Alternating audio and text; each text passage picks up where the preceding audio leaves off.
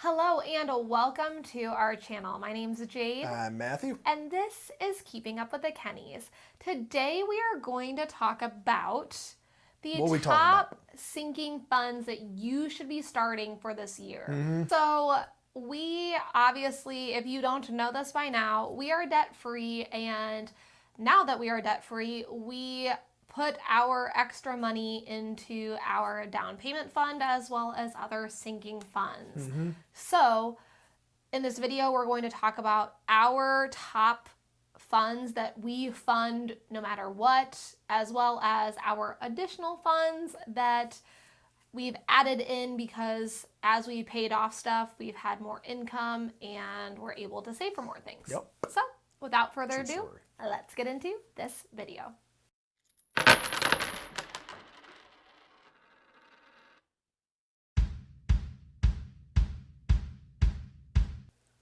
Let's get into this. So starting off, emergency fund. You gotta have it. We all get emergencies. We all have emergencies. And I'm sure we've all also been into an emergency or something happens and you don't have the financial means to take care of that emergency. You don't want that. Yeah. Okay? Start your emergency fund right now. Figure out what's going on in your life, whether that's bills or if you're debt free. Figure it out. Build up that emergency fund until you have it.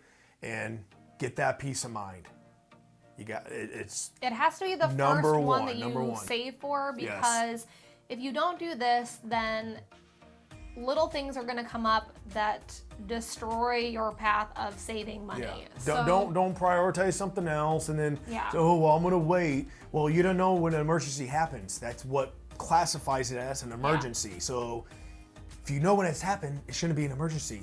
Thus, we talked about before, you should be saving for it when you know it's going to happen. This is the funds. So if you want to keep prioritizing something else over it, emergency might happen tomorrow, okay? Yeah. But I'll digress. There you go. Number one. Number two. fund. All right, so the second one on this list is probably the one that people use the term emergency for the most, and that is car repairs. Everyone knows that their car breaks. Your car is not meant to last forever. Your car is not meant to have no problems. Your car needs maintenance. Your car needs to be taken care of. Your car is going to have things go wrong.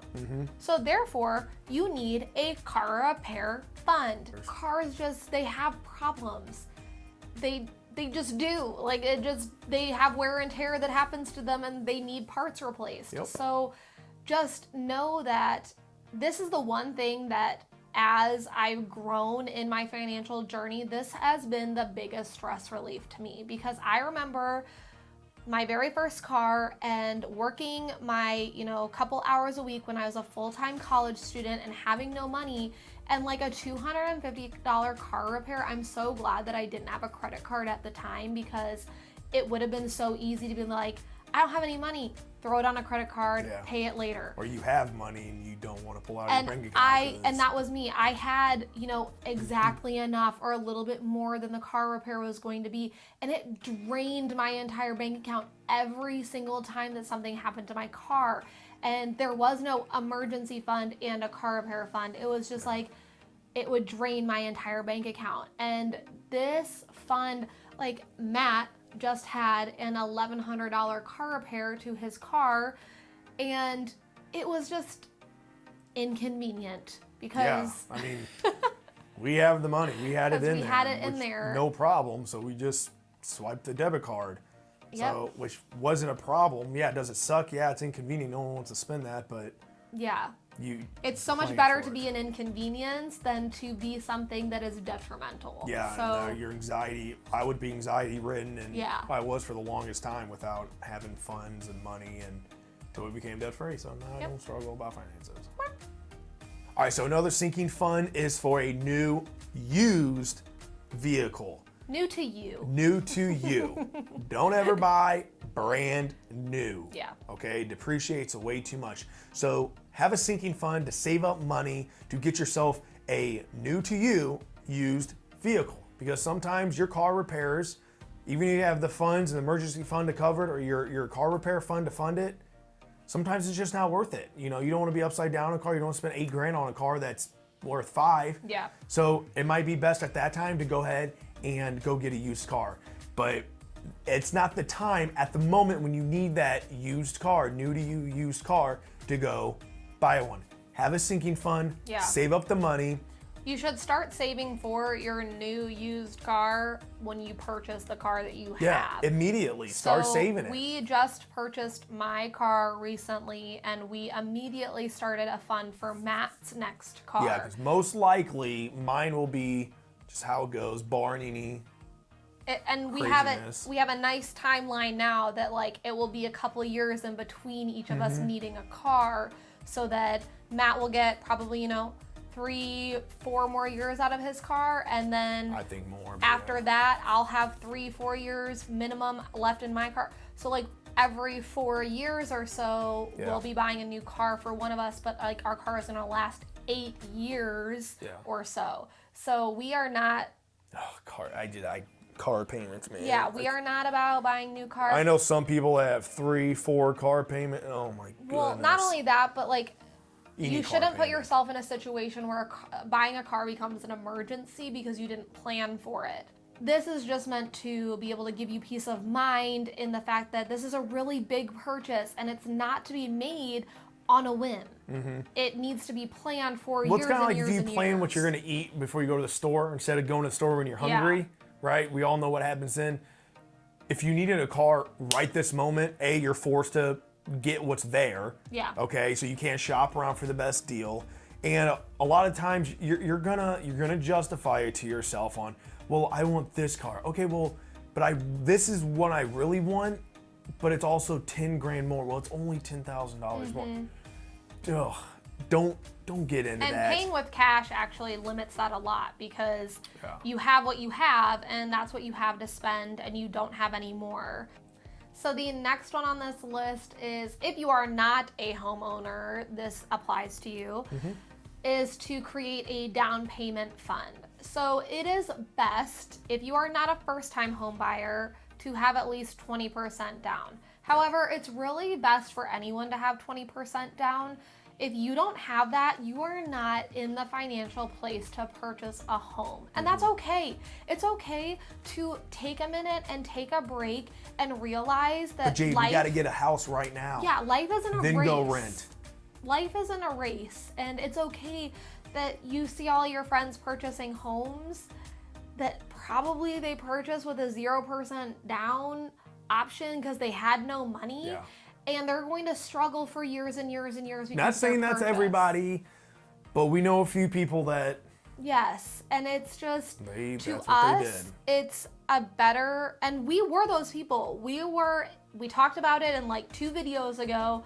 We were those people with $5,000 in our bank account looking at homes, looking to purchase. We almost pulled the trigger on one. We almost bought one. And so we are so thankful that we got out of our heads and realized that life isn't a race and that that wouldn't be good for us down the road. It's a change of mentality because a lot of people I know drive nice cars, have nice houses, and my mentality isn't, oh, dude, that's a sick car. My mentality is, do you have a car payment? If so, how much is it? And if you do, you don't own it outright. Yeah. So to me, not that I'm saying, people don't try to impress me. I don't care. My point being is, it's a mentality switch of all of our friends were having nice houses and doing all this other. We're sitting here getting our ducks in a row, and the time will come, and when it's an appropriate time, we will do what we need to do, and we will be in a good financial place that we don't sink ourselves to live and keep up with the Joneses. Okay, keeping up with the Kinneys is not hard. True that. Spend less. Spend less than you make. You spend less and you save more. Yeah. Yeah. Put that on a bumper sticker. Boom. Spend less, save more. Cool. So, can I roll right in? Rolling right into it. Insurance for that house and for that vehicle. Paying for your insurance outright is what we do. So, in order to do that, though, maybe you don't have enough money. You got to have a sinking fund. Start saving up no matter where you're at in that term, okay, or that policy. Start saving that up. Get that in full. And most agencies will offer a discount if you pay in full. Yeah. So the last one on here is what besides car repairs being an emergency, I feel like people use this as a emergency every year as well. And that People is create this emergency. Christmas. Yes, like Yes. or whatever holiday, but it's around December when, you know, Hanukkah, Christmas, like it's all happening at the same time. People freak out because they didn't spend the year preparing, and then they throw things on credit cards because they have to get all of these gifts for people. And then they overspend, or they did budget maybe. Yeah. And then you end up spending more than your budget, and then you're like, oh, well, Yeah. you know, So crud. Now I got to make up what I spent over my budget, and then now that becomes an emergency. yeah, so we start in January, and I realize I'm posting this in February, but Yeah. it's Our apologies on that. you still have 11 months before Christmas, so there's no excuse still. So I'm pretty sure Christmas is on December 25th every year. yeah, you I know don't it's- quote me on that though. It happens at the same time. You know it's coming. You know that you're gonna want to buy people things, and set your budget. Divide it by how many months are left, whatever time you're watching this video at. If it's July or, you know, September, you have a couple of months left before Christmas. So I think that wraps up this video. I hope that you enjoyed. We post once a week on personal finance, personal development, frugal living, and our debt-free life. If any of those things sound interesting to you, make sure to hit the like and subscribe button down below. We're almost at 500 subscribers, which is so exciting. Who is going to to be me. the lucky 500th 500. person? And, you know, I'm really excited that we have the few of you that comment on every single video. It makes me really happy that, you know, you guys comment, and We read every single one we of them. do. And I tell, like, my parents and anyone who will listen to me, like, I'm like, people that aren't you guys comment on my videos, which makes me really excited. Yeah, we're very So, grateful. Thank you. Thank you for joining us on this journey. If you want to hear anything, like us talk about anything too, give us ideas. Give Yeah, us we'd love comment to down hear it. below and let us know what you know would like to ask or talk about, or Yeah. yeah. Comment it. Yeah. And we will see you guys next week. Bye. See ya.